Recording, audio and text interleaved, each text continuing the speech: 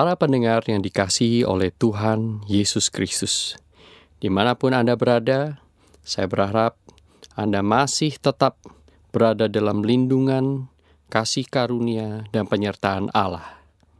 Kita berjumpa kembali dalam program Katekisasi bersama dengan kami oleh Reform Broadcasting Ministry yang dipersembahkan oleh Sekolah Tinggi Teologi Reform Injili Indonesia, Sekolah Tinggi Teologi Reform Injili Indonesia, yang berlokasi di Jalan Kemang Utara, Jakarta Selatan, yaitu sebuah sekolah teologi yang didirikan untuk menggarap dan melatih serta mempersiapkan generasi penerus dari hamba-hamba Tuhan, pemimpin-pemimpin gereja, serta konselor-konselor Kristen profesional yang siap untuk melayani serta menantang zaman ini. Saudaraku yang terkasih dalam Tuhan, jikalau Anda ingin mengenal lebih lanjut kampus kami atau sekolah tinggi teologi ini, atau mungkin Anda juga salah seorang dari mereka yang sedang bergumul untuk memperlengkapi diri bagi pelayanan di kemudian hari, Anda bisa mengunjungi situs kami di www.sttrii.com www.sttrii.com, atau Anda bisa menghubungi kami langsung lewat telepon di nomor 021 799 0357 021 799 0357. Saudara yang terkasih dalam Tuhan, kita sudah sampai pada pertanyaan yang ke-46 dari Katekismus Heidelberg.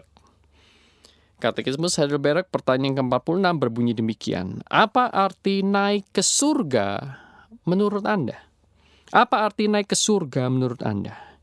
Kan di dalam pengakuan iman rasul itu dikatakan bahwa pada hari yang ketiga bangkit pula dari antara orang mati, naik ke surga, duduk di sebelah kanan Allah Bapa yang Maha Kuasa.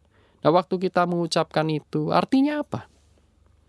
Apa maknanya buat kita? Apakah itu hanya sebuah lip service? Kita hanya mengucapkannya. Dan Katekismus Heidelberg mengajarkan kepada kita pengajaran yang alkitabiah yang sangat solid.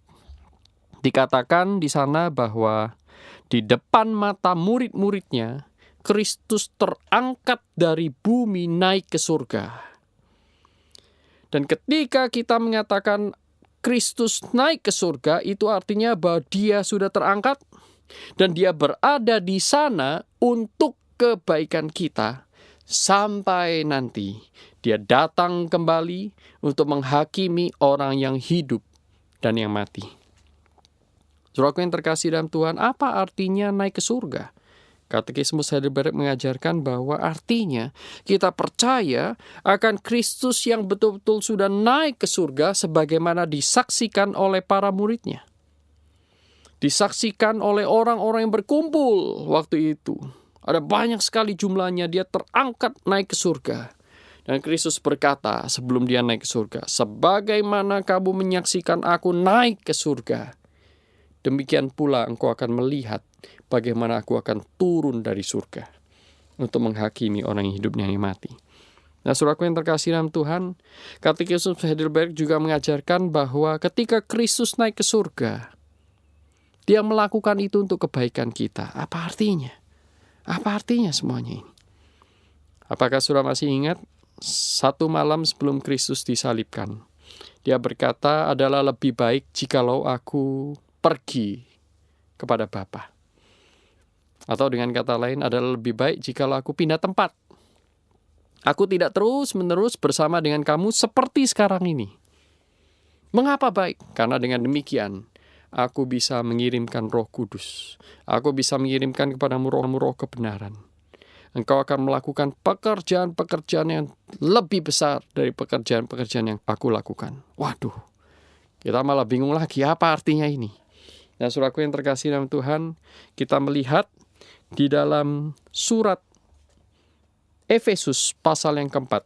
Surat Efesus pasal yang keempat ayat 8-10 mengatakan demikian. Paulus menulis, itulah sebabnya kata nats, tatkala ia, yang menuju kepada Kristus, naik ke tempat tinggi, ia membawa tawanan-tawanan, ia memberikan pemberian-pemberian kepada manusia. Bukankah ia telah naik? Berarti bahwa ia juga telah turun ke bagian bumi yang paling bawah. Ia yang telah turun, ia juga yang telah naik jauh lebih tinggi daripada semua langit untuk memenuhkan segala sesuatu. Baru kemudian Paulus melanjutkan, memberikan daftar. Dan Yesuslah yang sudah naik ke surga dan yang mempunyai satu program tunggal, yaitu memenuhkan segala sesuatu ini. Dialah yang memberikan baik rasul-rasul maupun nabi-nabi, baik pemberita-pemberita Injil maupun gembala-gembala dan pengajar-pengajar, untuk memperlengkapi orang-orang kudus bagi pekerjaan pelayanan, bagi pembangunan tubuh Kristus, sampai kita semua telah mencapai kesatuan iman dan pengetahuan yang benar tentang anak Allah, kedewasaan penuh dan tingkat pertumbuhan yang sesuai dengan kepenuhan Kristus, dan seterusnya dan seterusnya. Saudaraku, di sini kita melihat bahwa kenaikan Kristus ke surga, Alkitab katakan membawa kebaikan kepada kita. Mengapa? Dari surgalah Kristus itu memenuhkan segala sesuatu. Apa artinya? Saudaraku yang terkasih dalam Tuhan, Kristus mengatakan kepada para muridnya di Injil Yohanes, "Adalah lebih baik kepadaku jikalau aku pergi kepada Bapa." Dan kemudian tidak lama setelah itu Tuhan Yesus berkata, "Kamu akan melakukan pekerjaan-pekerjaan, bahkan lebih besar dari pekerjaan-pekerjaan yang aku lakukan di muka bumi ini." Saudaraku yang terkasih dalam Tuhan, kalau Tuhan Yesus itu naik ke surga, dari sana dia akan mengirimkan Roh Kudus-Nya. Dan dengan Roh Kudus, roh yang sama sudah menaungi Kristus, adalah roh yang sama menaungi gerejanya, maka gerejanya akan melakukan pekerjaan-pekerjaan Tuhan. Tetapi kali ini dengan skala yang lebih besar.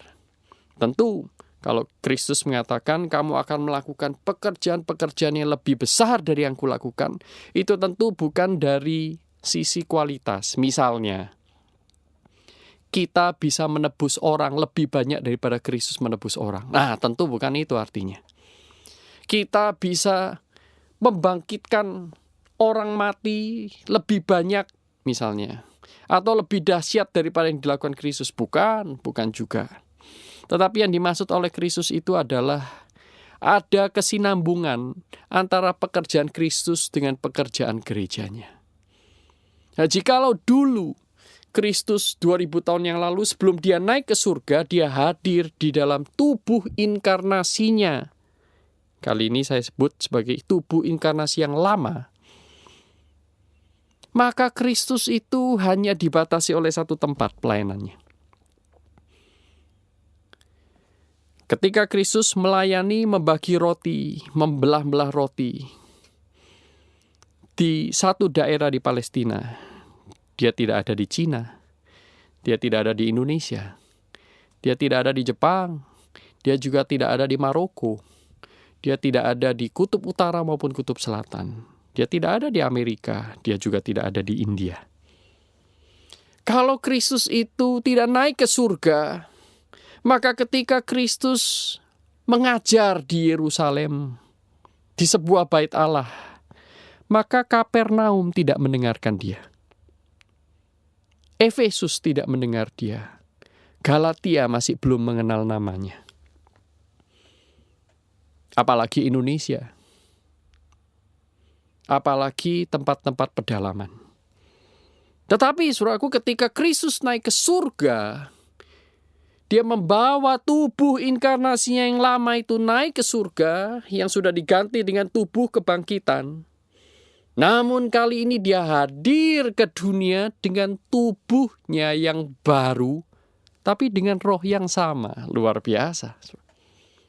Siapakah tubuh yang baru ini? Tubuh Kristus yang baru, yang saat ini sedang bekerja. Tidak lain adalah setiap anak-anak Tuhan yang percaya kepadanya. Mereka dipersatukan oleh Roh Kudus dalam satu tubuh, tubuh Kristus. Ketika Kristus naik ke surga, Kristus hadir melalui tubuhnya yang baru di dunia ini. Tubuhnya yang lama tidak seorang pun bisa melihat. Tubuhnya yang lama tidak seorang pun bisa memegang. Tubuh yang lama tidak seorang pun bisa membau dan menyentuh. Tetapi tubuh yang baru berkembang dari satu tempat ke tempat yang lain, dari satu masa ke masa yang lain. Nah, inilah yang diartikan, yang dimaksudkan dengan ketika aku pergi kepada Bapa, kamu akan melakukan pekerjaan-pekerjaan yang jauh lebih besar daripada yang Yesus lakukan. Nah, saudaraku yang terkasih dalam Tuhan, lihatlah sekarang. Ketika Injil diberitakan, katakanlah di Surabaya, maka Injil yang sama juga diberitakan oleh orang-orang yang dipenuhi Roh Kudus di Jakarta. Bukan hanya di kota-kota besar, tapi juga kota-kota kecil, Sukabumi, Indramayu, Tegal, Singaraja. Singaraja juga masih kota besar. Tetapi di tempat-tempat yang bahkan orang tidak tahu namanya pun, Injil bisa masuk di sana. Injil masuk dalam pedalaman-pedalaman di Afrika. Injil diberitakan di Mongolia. Injil diberitakan di Tajikistan. Injil diberitakan di Uzbekistan. Injil diberitakan di Australia, seperti Injil juga diberitakan di Alaska. Luar biasa. Dan Injil diberitakan di mana-mana pada saat yang sama, pada tempat yang sama sekali berbeda. Skala pekerjaan Kristus sekarang lebih dahsyat. Mengapa itu semua dimungkinkan? Karena Kristus naik ke surga, dan di surga dia memenuhkan segala sesuatu. Dia menggenapi rencananya sampai semua rencana itu digenapi.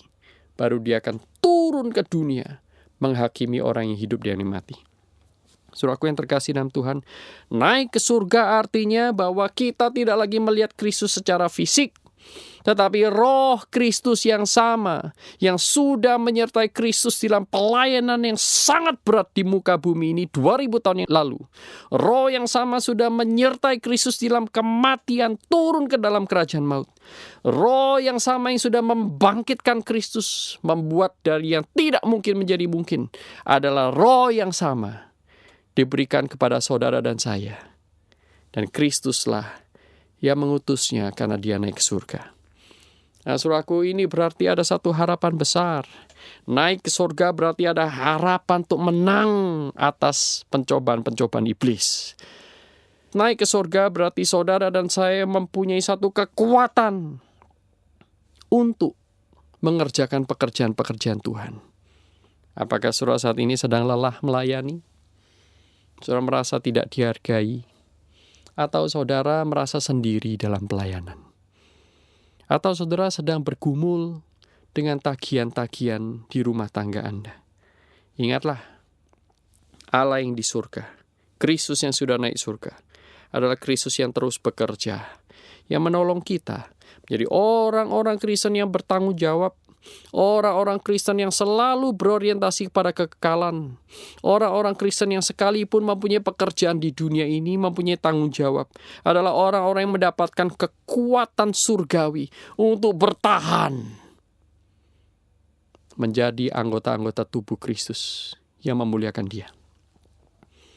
Saudaraku, kalau kita menjadi saksi Tuhan, ketika kita itu hidup sukses dan lancar-lancar, semua orang juga bisa, maaf, saudaraku.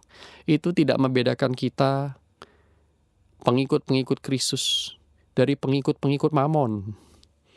Tidak membedakan kita dari orang yang percaya kepada Tuhan dengan orang yang percaya kepada hantu. Tidak ada bedanya. Kalau ketika semuanya lancar, semuanya biasa-biasa saja, hari berganti kepada hari, dan saudara merasa tidak ada tantangan, maka kita sulit dibedakan dari orang-orang yang di luar Kristus.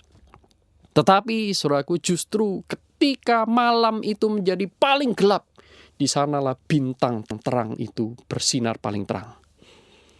Di tengah-tengah kesulitan hidup, penderitaan yang Tuhan izinkan, sebenarnya Tuhan memberikan satu kekuatan kepada kita yang membedakan kita dari yang lain.